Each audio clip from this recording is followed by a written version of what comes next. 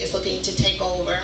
And the reason why they want to take over these schools is these schools have been considered unsatisfactory or unacceptable by statewide testing for 4 consecutive years.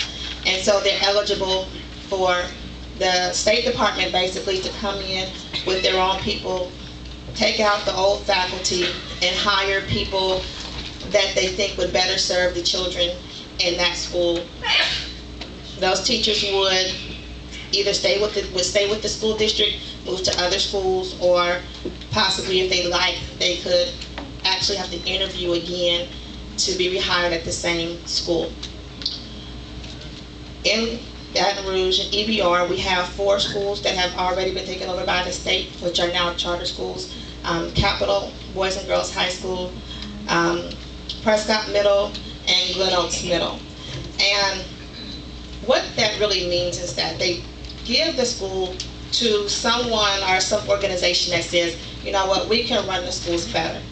And that's a charter school, and I know you've probably heard the term charter schools. A charter school is a public school. It doesn't cost money to go there. A lot of people think that charter schools are private schools. But charter schools are public schools, but they're run by, say, a private entity. Anyone, I shouldn't say anyone can take over a school, but a charter school, or a charter can be given to, say, a group of teachers. A community group like 100 Black Men with Capital Boys and Girls School. It can be taken over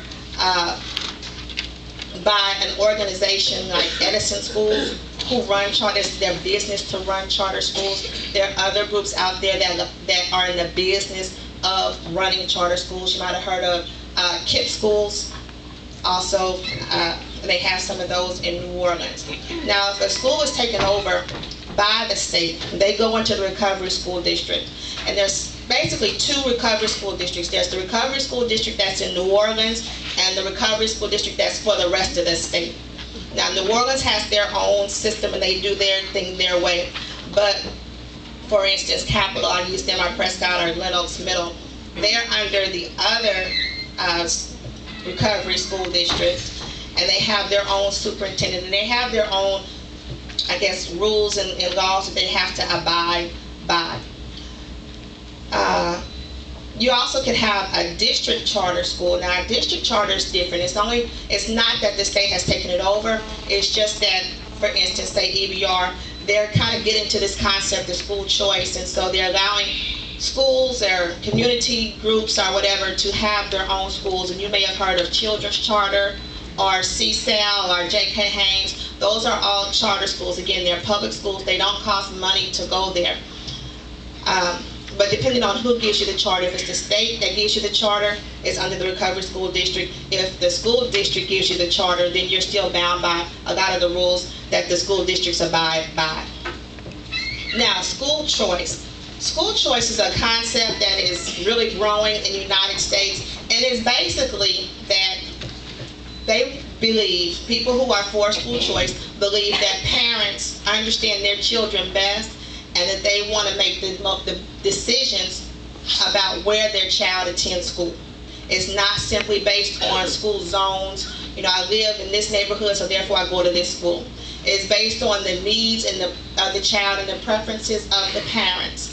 Now, school choice comes in many forms. School choice can come in the form of the school in my neighborhood is a low-performing school, so therefore I want to send bus my child across town to this school.